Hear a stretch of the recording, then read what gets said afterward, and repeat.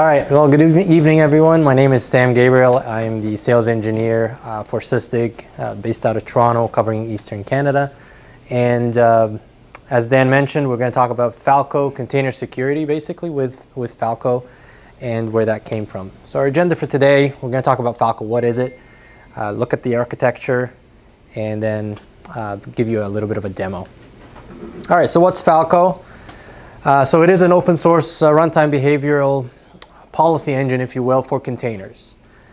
So as Dan mentioned, it came out of Sysdig, the project, the open source project, and now Sysdig donated it to CNCF. And basically, as we'll see later in the slides, you can run or you can create policies for your containers to figure out maybe you're interested in, or you want to make sure that none of your containers reach out to blacklisted domains, for example, right? So you can write very granular policies depending on what your need is. Of course, we love Docker, love Kubernetes. We run on any of the runtime engines out there, whether it's Docker, Rocket, Containerd, Cryo. And also we tie into the APIs of the orchestrators, whether it's Kubernetes, OpenShift, Docker Swarm, DCOS, and so on. All right, so really what does it do?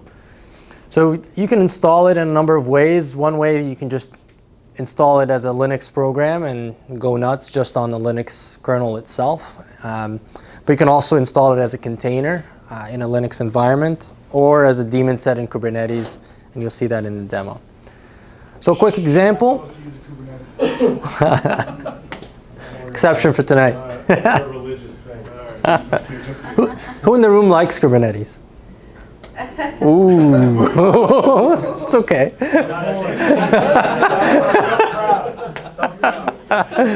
I see Steve's point. I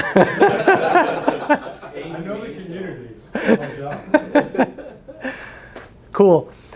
So what you see here, if you run a command, for example, you want to exec into a container and run a bash terminal inside of a container, right? What Falco is going to do is one of the policies out of the box, going to show you, oh, someone actually spawned a container, and they spawned a shell inside of that container, and gives you a little bit of information, who the user is, what the container ID, what terminal they were running, and so on. So it detects in real time, as we'll see, or near real time, what exactly happens. Typically in production, you don't want to exec into a container. You can do that in dev to test and so on, but once you're in production, defeats the purpose of containers being ephemeral. You should kill it and spin a new one.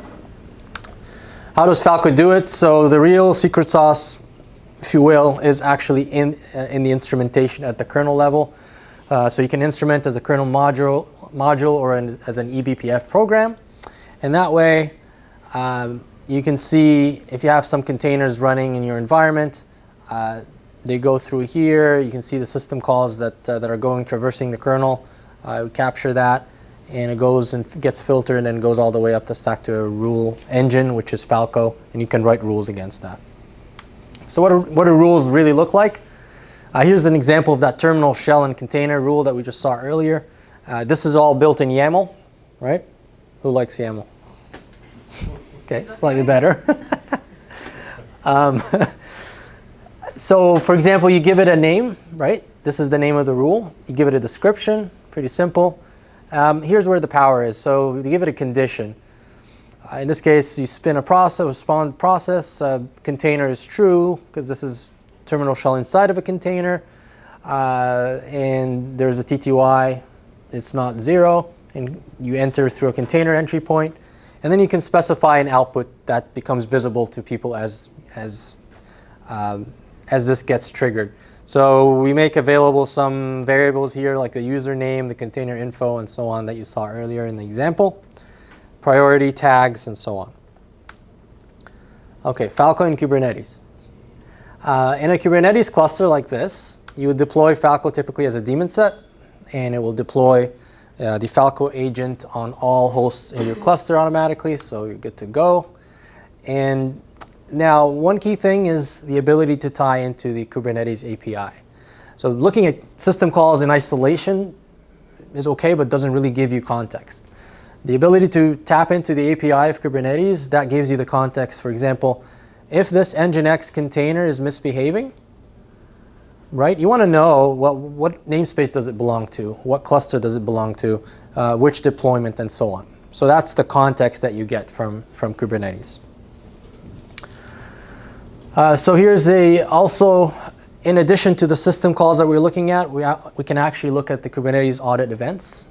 So kube audit, these events are basically, as you're auditing Kubernetes. So if somebody deletes a pod, for example, that's an event. That's a Kubernetes event. So we can tie into that as well, and then you can create alerts against that. So as you can see here, somebody killed this pod.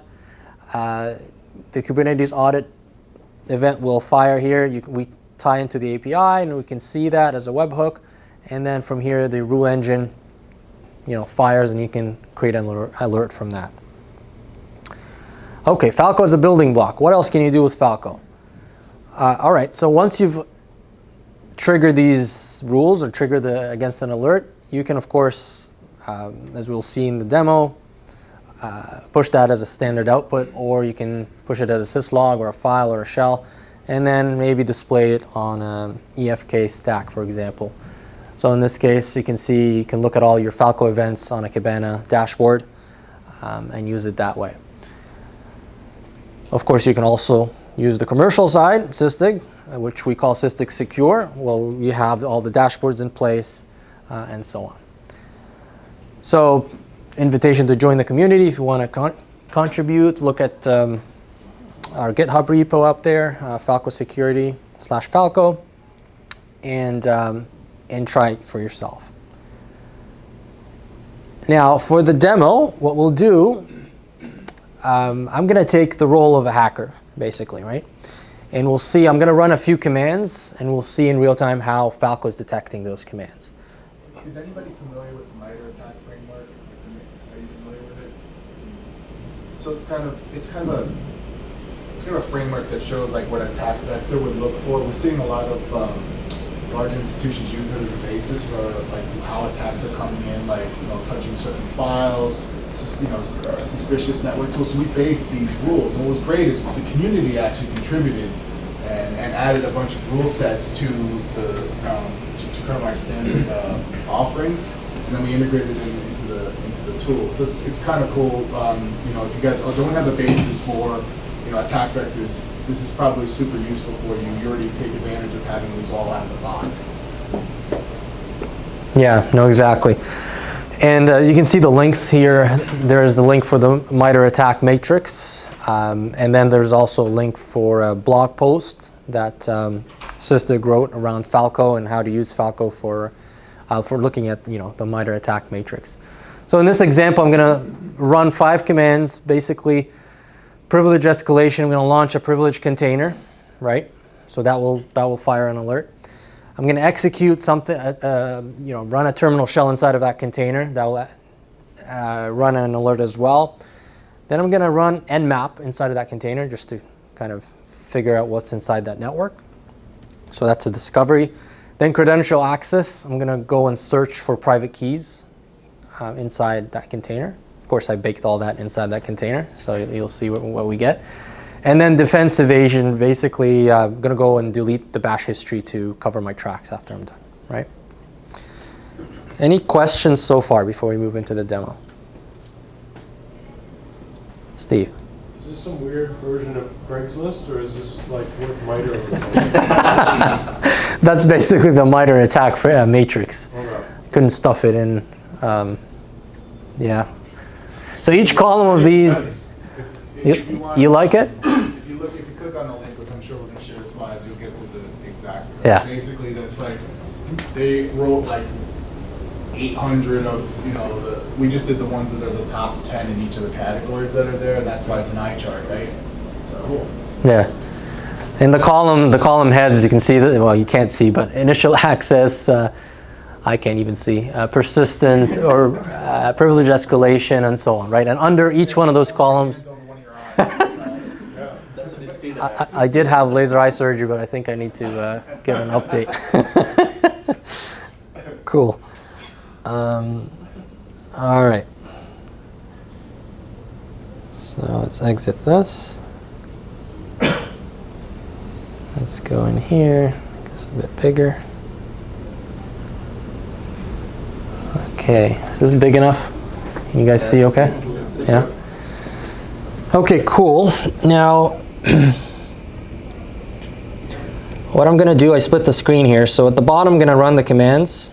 And at the top, you'll see Falco detecting what I'm trying to do. So basically, what I have running here, I got a Minikube on my laptop, so mini Kubernetes cluster running. And I have Falco deployed as a daemon set. Actually, let's see the daemon set here. There you go. So you can see the daemon set at the bottom, and we have a pod running Falco right here. And I have Falco logs right at the top here running. So I'm going to execute some commands, and you can see the logs fire right away. And I don't have them memorized, so I'm just going to cheat. Okay. So the first command I'm running, I've created an application or a pod. It's a privilege container, basically. And you can see right away, notice privilege container started. Here's the command, and so on. Or here's the container ID. Okay, cool. So that's the first thing. I created a privilege container, right? Escalated privilege. That's a privilege escalation. So the next command, I'm going to exec into that container. And you can see, notice shell was spawned in a container with an attached terminal. The user was root. Namespace for Kubernetes is default. The pod is nginx privilege container. The container ID. The shell is bash, and so on, right? And here's even the image itself that you see here. Okay, cool. So now I'm inside that container. What I'll do, I'm going to touch the bash history file, and I'm also going to do an nmap command. Okay, just random nmap command just to snoop around and see what's going on, right? And you can see right away 2 events have fired here. First one, warning, a shell configuration file has been modified. That's the bash history, and you can see the command exactly right here. The second alert that fired was network tool launched in container, the actual command nmap with the parameters that I have in here, and all the information that we saw earlier as well. All right, cool. What else am I going to do? I'm going to look for a private key file. So I'm just grepping, looking for begin RSA private. And you find right here, warning, grep private keys or password activity is found. And once again, the command and all the information that you need to know about that container and where it lives in Kubernetes and so on. And finally, I'm going to shred my bash history just to cover my tracks. And right away you see, warning, a shell configuration file has been modified, and all the information that you need for that.